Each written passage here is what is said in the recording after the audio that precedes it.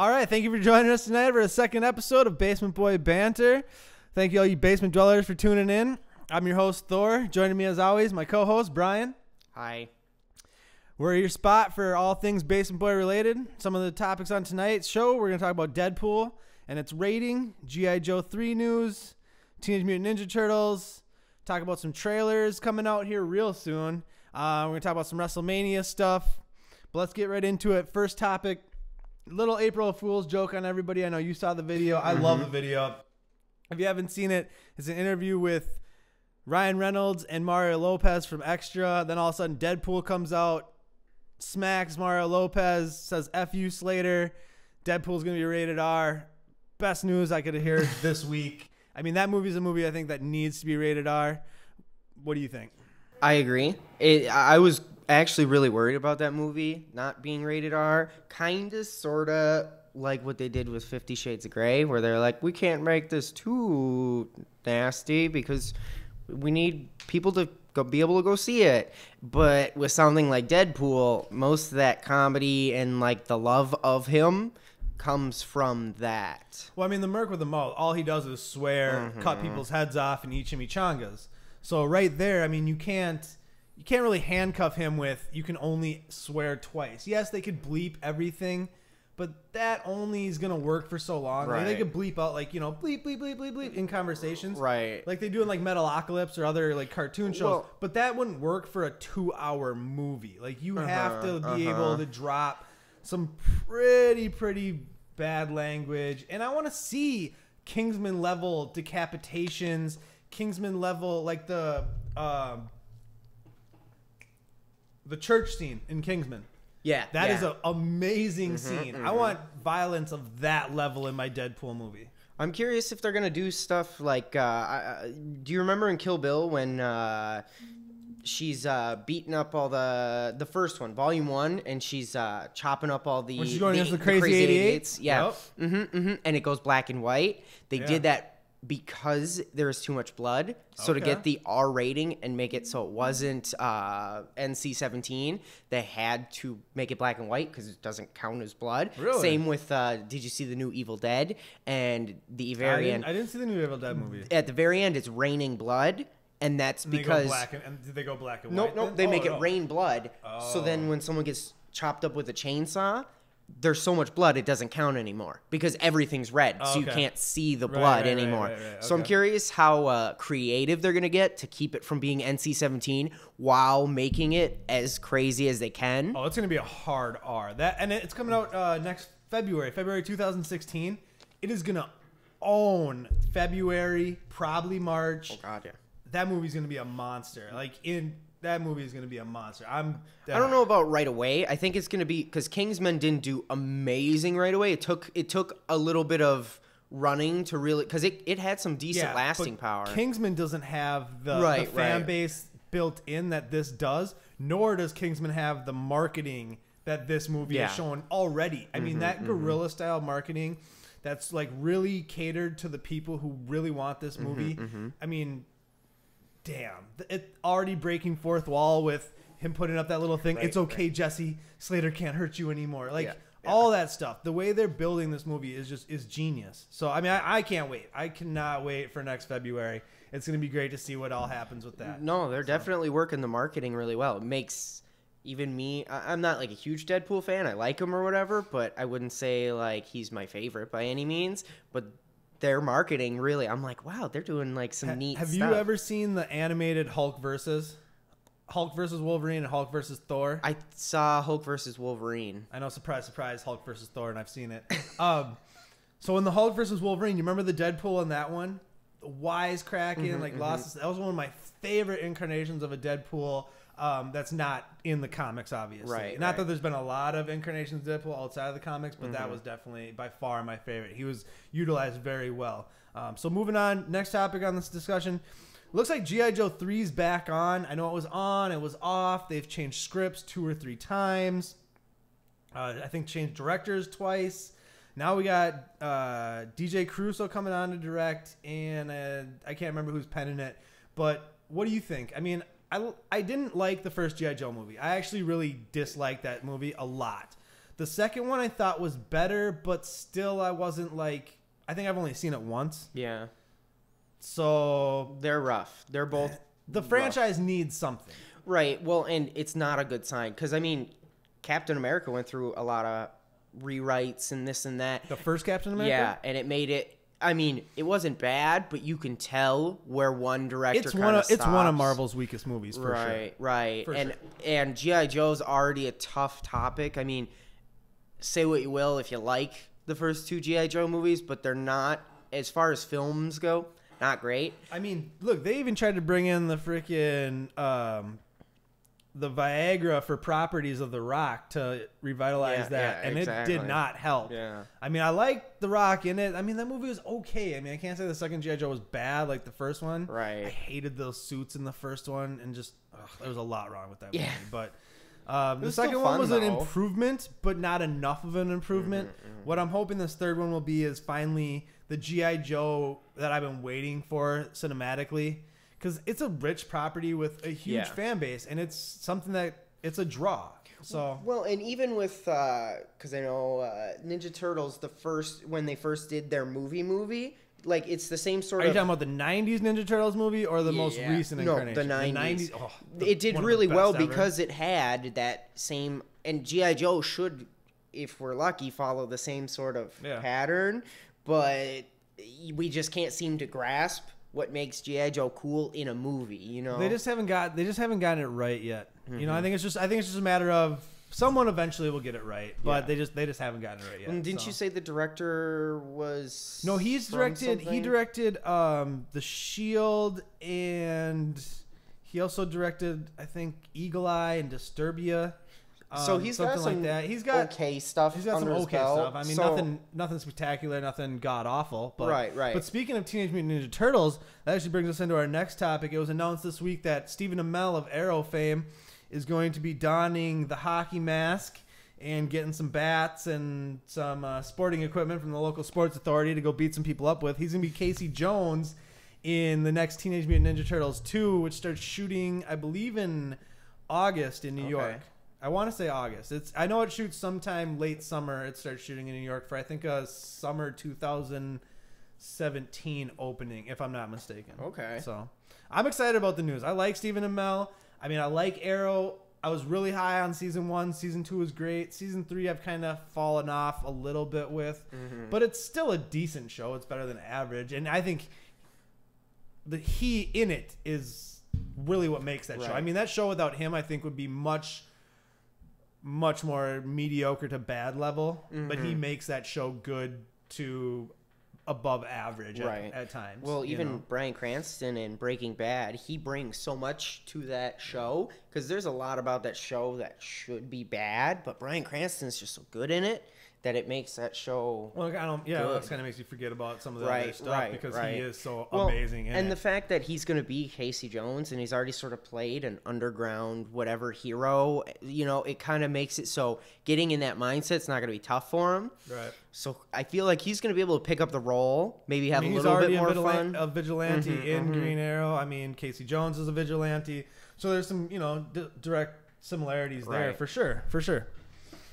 So then moving on from there, Bryan Singer posted on his Twitter account last week that Angel is going to be in X-Men Apocalypse. I'm really excited for this news. The one time we saw Angel, I think, was in X-Men Last Stand. Yeah. And he was utilized just bad. Yeah. I mean, He might as well have not been in. for being such a rich character and to utilize him so poorly. I mean, it's just unexcusable. Yeah. But hopefully we'll get the redemption here. I mean, he is a big part of the Apocalypse storyline in the comic books, so it makes sense to bring him in. The picture was very weird. It was definitely concept art, Right. But there was this big glass tower, and you saw the big angel wings, and him standing there in a crowd, like levels of a crowd. If you haven't seen the picture, check it out online.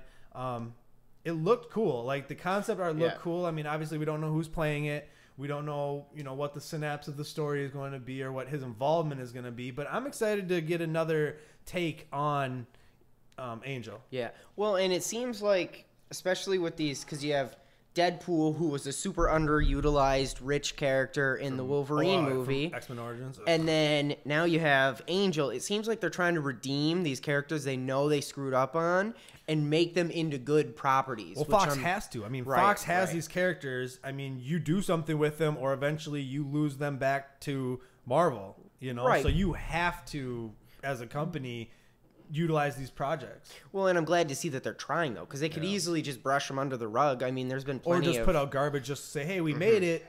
You can't have the rights, but it's just garbage. Right. So I'm glad to see that they're at least pretending.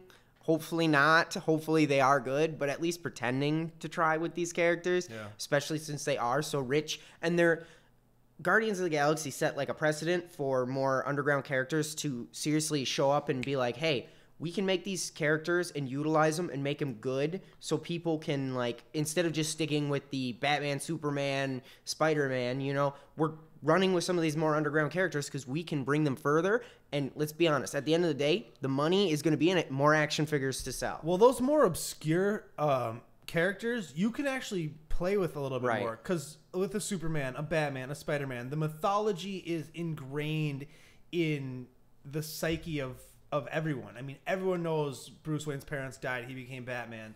Everyone knows Superman came from Krypton. You know, everyone knows Spider-Man, Uncle Ben, all that. With some of these other characters, you can create a mythology a little bit, or you have a little bit more flexibility where people aren't going to be so upset if you change a little thing here or there. Those mainstay characters, it's too hard. You're kind of pigeonholed with what you're able to do with them. I mean, you can still tell great stories, and we love seeing all of them on the screen or in and who doesn't comics, love a Batman cartoons, or right? Whatever. But in the same turn, it's nice to see some fresh faces and keep evolving this, you know, this comic book movies and all that into something more than just the mainstays, instead of just Batman, Spider-Man, Superman, you know. Well, and the crossover has become, like, huge in these movies. You know, the fact that shared universe. Shared universe, right. Yep. The fact that they can cross these characters over. So opening up your universe just makes it easier to. I mean, I loved it in First Class when Wolverine. They walk up to him and they're like, "Hey, we want to talk to you." So he's like, "Fuck off!" Like, it was it. The whole theater is laughing because it's a character we all know, so we instantly know Wolverine, and we're like, oh, cool. And then when he says something funny, we're all like, or something very Wolverine, we're like, yeah. So it's like you can do that same thing with Deadpool now. You know, you finish a Deadpool movie, and then you show them in... You know what I've kind of thought about them doing, too? I know with we talked about last week with Hugh Jackman maybe stepping away from the role of Wolverine. They're going to need someone to fill that role. Right. And they might not recast Wolverine right away. What they might do is if Deadpool's popular enough, bring the Deadpool into the X-Men universe. I mean, Fox owns both of them. So that's a universe you know they're trying to build between Deadpool, the X-Men, and eventually Fantastic Four and have them all tie in. Right. So they can have something to compete with the Marvel Cinematic Universe, especially now that they have Spider-Man and Black Panther, all these things coming out. You know, they have to get their ammunition, get their bullets ready to go to war. So, and the winner is us, the fans, because we just get to see great comic book movies. Hopefully great. Well, you know. Usually great. Good so far. I mean, the track record for the last 2 years is not bad. Oh, it's solid. If that's any, you know, of what's to come, then I'm excited. I mean, I'm nothing but excited. So. It's not like casting Shaquille O'Neal as Steel or anything anymore. It's I almost thought you were going to mention Kazam for a second. No. Well, he was cast. I know. That's what I thought when I heard Shaquille O'Neal. First thing I thought was like Kazam. Make him Shazam instead of not Captain Marvel, but just make the Shaquille O'Neal actually Shazam. Get on that, guys. Oh, we need that to would see be it. god awful. That would just be god. He awful. can rap. I'll allow it. Rap in the movie, just as like a wink. And let us know what you guys think down in the comments below. Let us know what you guys think about the Deadpool news, G.I. Joe, Stephen Amell thing, Angel, you know, anything we've talked about to this point. Leave questions, anything down there. Moving on from there, though, we got a little bit of news. Mad Max is coming out right after Age of Ultron, May 15th. The trailers look amazing for that movie. And Tom Hardy was recently doing an interview for the promotion of Mad Max, and said that he's actually signed up to do 3 more, so a total of 4 more, or 4 total Mad Max movies. I thought that was kind of, I mean, obviously it's based on how well Mad Max Fury Road does, but from all indications, it's going to do very well. Right. I mean, there might be, I just think it's a good thing. I mean, I think it's a good thing. I definitely think it's a good thing. I think it's interesting that they'd already have him signed on for that many movies, but studios love to do that right now. Is if you get an actor in there, sign him to a multi-movie contract. It's cheaper. In case, so in case it goes well, you have them. If it doesn't, contracts get torn up all the time. So no. Or they throw them in something random. Yeah. Because I know they do that sometimes. Throw them in a different project. Right. But I mean, it's so much cheaper, because that's one problem DC has, is most of the DC with Warner Brothers, most of the time they don't contract all these people, or they didn't before. So it cost them so much money when they took off. Look at Marvel and the Robert Downey Jr. contract. What did they end up paying him for the first Avengers? $50 million. Because his contract wasn't set up. Definitely wasn't set up in the studio's favor at that time. It was set up in Robert Downey Jr.'s favor. But I mean, hey, if you can get it, take it. Right. Well, but spinning off of that, the Mad Max news. Then all of a sudden we found out this week, Batman vs Superman trailer, which we've been waiting for a while, is going to be played in front of the Mad Max. I mean, Mad Max is a Warner Brothers property. They want it to be a tentpole. I think it's genius throwing Batman vs Superman in it. You're 2 weeks out from Avengers of Age of Ultron coming out. So all the people who've seen it multiple times have already seen it. Right. They want to see the first footage of Batman versus Superman. They're probably already going to see Mad Max anyways. So now maybe you get 5-10 more million on that opening weekend for Mad Max. Just for the people who, yes, it'll be available online. If you want to watch it online, it'll probably be up the day after Mad Max comes up. But don't you want to see it on the big screen with the sound in the theater? That's where I want to see this stuff. I mean, sure, I can watch it on my phone here, but even Cinderella, because I still have friends over at a movie theater, and they said there were people who would be like 5-10 minutes late to Cinderella. They would wait the hour or two for the next one to start because there's a Frozen short in it. It's like a 10-20 minute short. People will wait 2 hours just to see the Frozen short. And Frozen fans huge. Are not as rabid as Batman versus Superman fans. Like not even close. You got your Frozen fans, Batman, Superman, fanatical nerds. Well, we're way up here. And parents are in charge of the kids. So if the parents like, no, we're not wasting 2 hours, sweetheart. Let's get going. Daddy needs to get to the bar. It's happy hour time. Exactly. Right? But then but they're still willing to do it. There are parents who are still willing to do it. Now imagine you have control of your life and you're like, no, I want to see Batman versus Superman trailer. I probably would wait for the next show just to see it twice. I probably will. I'm not going to tell the guy at the theater that when I'm walking in, but I'm going to do it. Yeah. Also, in other trailer news, then all of a sudden they dropped Star Wars Episode 7, The Force Awakens trailer is now going to be played in front of Age of Ultron. Now, I don't think Disney needed to do this. Oh, no. But it doesn't hurt. Oh, gosh. It doesn't hurt. And actually, what it probably does, I don't think it helps Age of Ultron as much as, let's say, Batman helps Mad Max. Right. What it does is actually help Star Wars. Because coming off the prequels, there's some people who like the prequels. You do exist, and we recognize you kind of as people. Most of us have a horrible taste in our mouth from those movies. They were not what we wanted from Star Wars. And this is redemption time. Oh, yeah. So what's Disney going to do? Put it in front of their biggest property, which is probably going to be the biggest movie of the year. Do 175 million open weekend, something crazy. Yeah.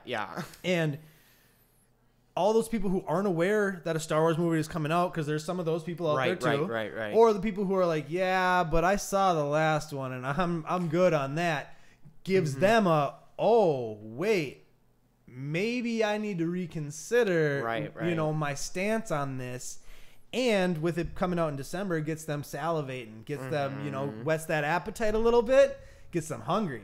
Well, so it's genius. Not only that, but the trailer will prove to people that Star Wars is a general audience movie, because it is.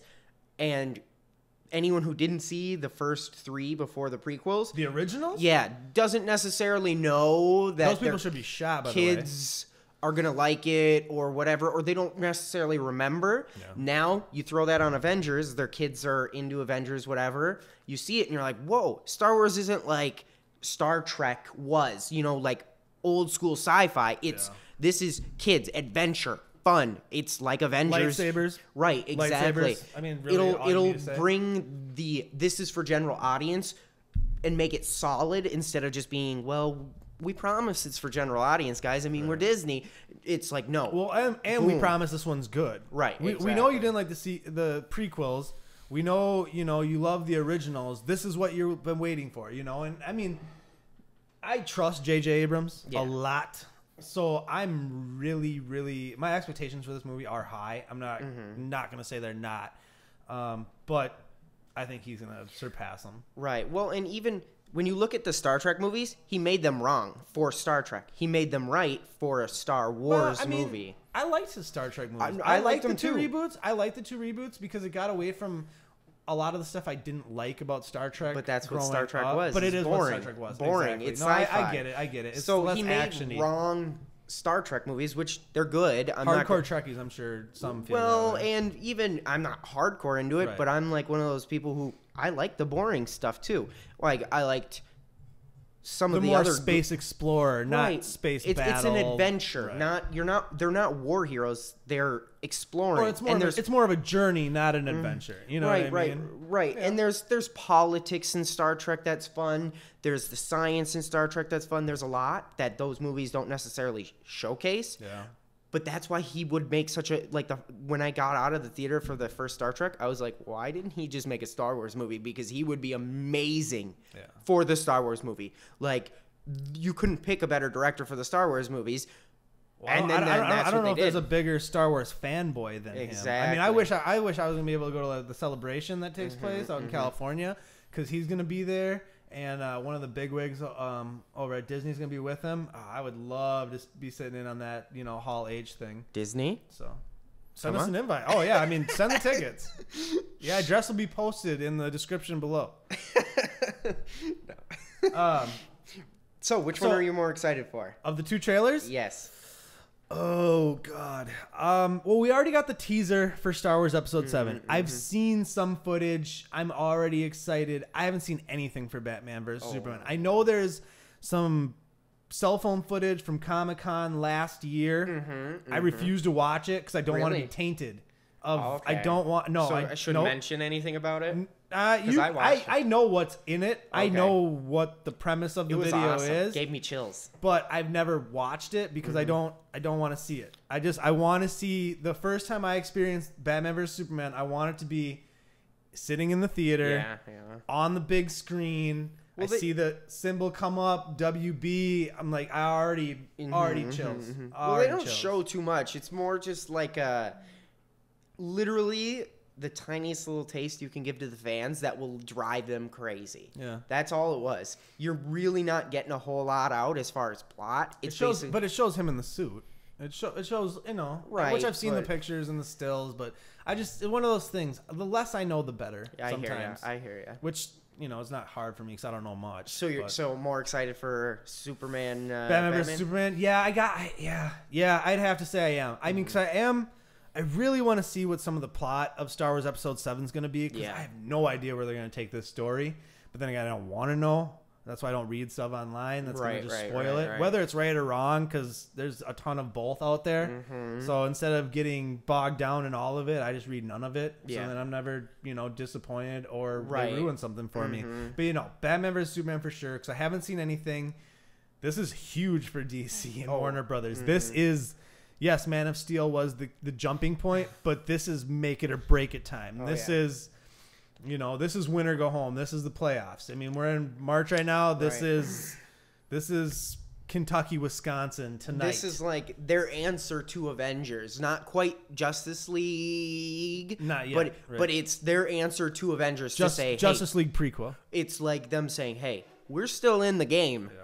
Don't count us out. We got something. Don't forget about us. Well, and their movie doesn't come out till next summer, which is a little bit surprising that they put and I don't know if it's going to be a full trailer either or just a teaser trailer. That's the other thing that I wasn't very specific, whether it was a full trailer or like a minute and a half like teaser. It's probably trailer. A teaser. Kind of like the Star Wars thing was in November. That was like a minute and a half teaser trailer, where I think the Star Wars is going to be full trailer. A full 2.5 minute trailer. So going that route, I might be a little bit more excited for the Right. Star Wars because I'm going to get to see more of it.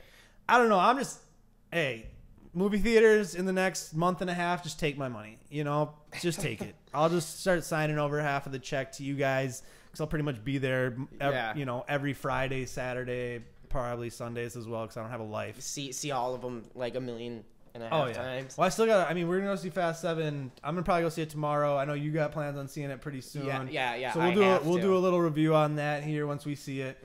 Because that's kind of, I look at Fast 7 as the start of the summer movie season. Yeah. It really is. I mean, there's a lot fun. of things coming up. Well, yeah, they're fun movies. Ever since Even since like, 5.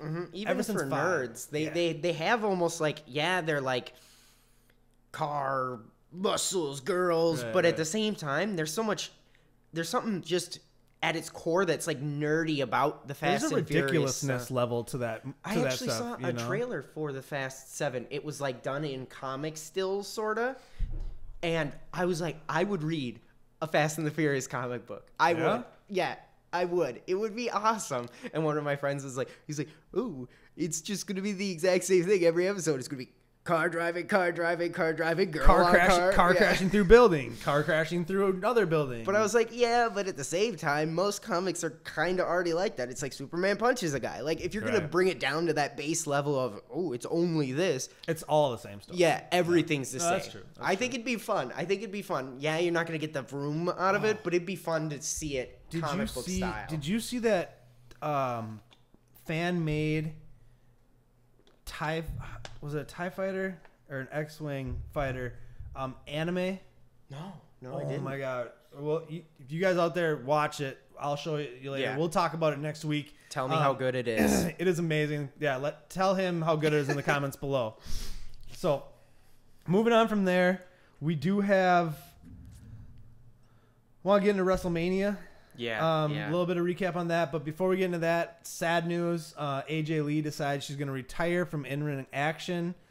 I'm not really that surprised, to be honest. I mean, she has had some health issues. She is married to CM Punk, and I think she wants to have a kid at some point. Yeah. So I think she's kind of stepping away for those. But it's sad because, I mean, she's one of the best workers on the Divas side, except for some of the NXT girls.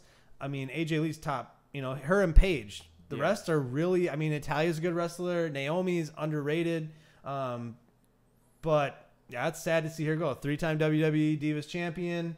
You know, thank you, AJ. I'm sure those chants will be going Monday Night Raw. Yeah, you know, for heavy, especially if she comes out to say goodbye. So, but enough on the sad news. Recap a little bit of WrestleMania. I thought it was an amazing show. Not quite the level of last year's show, but really, really close. I think the Rock Ronda Rousey part was awesome. Yeah. The Intercontinental Ladder match was phenomenal. Yeah, phenomenal. crazy. Probably match of the night for me. If you did watch last week's episode, you know I about 95% called the finish of WrestleMania. I said the match would be over. He came down, made it a triple threat, but he still cashed in, and he still walked out holding the championship. So I call that prognostication check.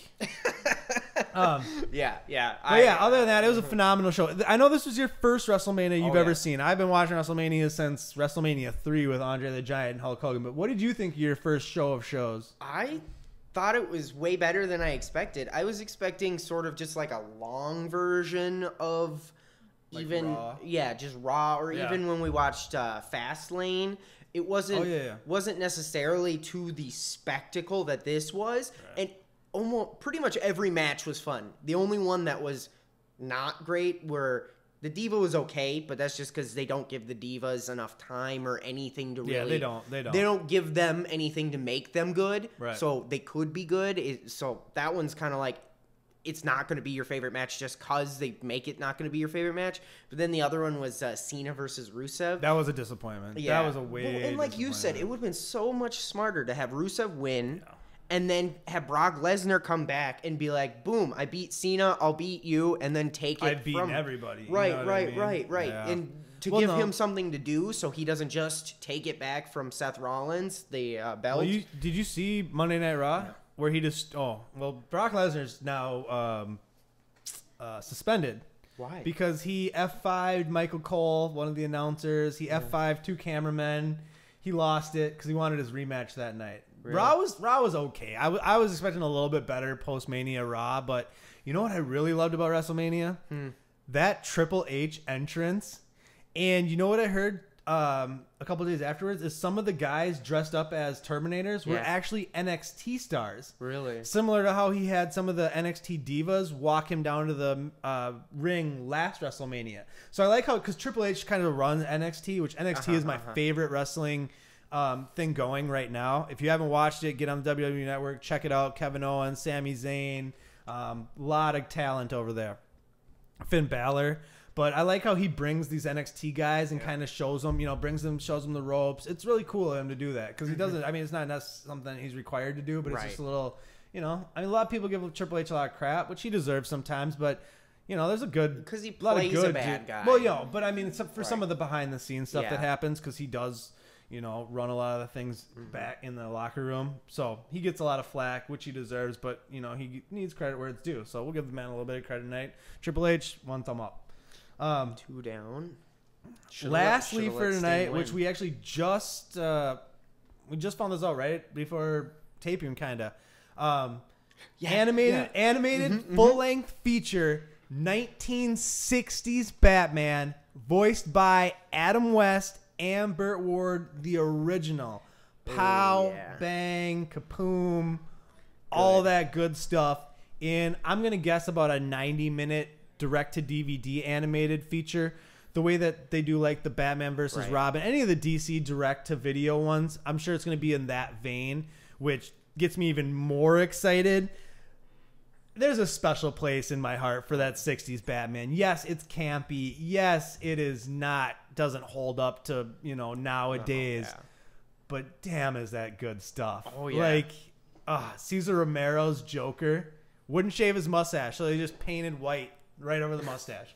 It's phenomenal. But what are your thoughts? I think it's amazing. I mean, they're in Batman Brave and the Bold. They actually did a little sort of callback one time or they've done it a couple times. But it's that callback stuff. I love it. Yeah, when they do throwbacks. Yeah, throwbacks. It's not necessarily the cool gritty Batman everybody wants, but at the same time, it brings so much more fun to the character. You can't call that Batman the Dark Knight. Right. He's just Batman. But that's, fun in it of itself. Oh, you know? It's totally it kicks butt. How great is that going to be, like 50 years later, to get an animated feature with those characters and the original voices? I mean, that's just going to be, the nostalgic factor alone is going to be worth the $16 on Blu-ray when it comes out at Target, Well, and I'd like to see those people who liked that old Batman to get back into it and be like, wow, maybe I should give new Batman a chance, because I'm sure there are some old Batman fans who are like, he's a little too scary now for me.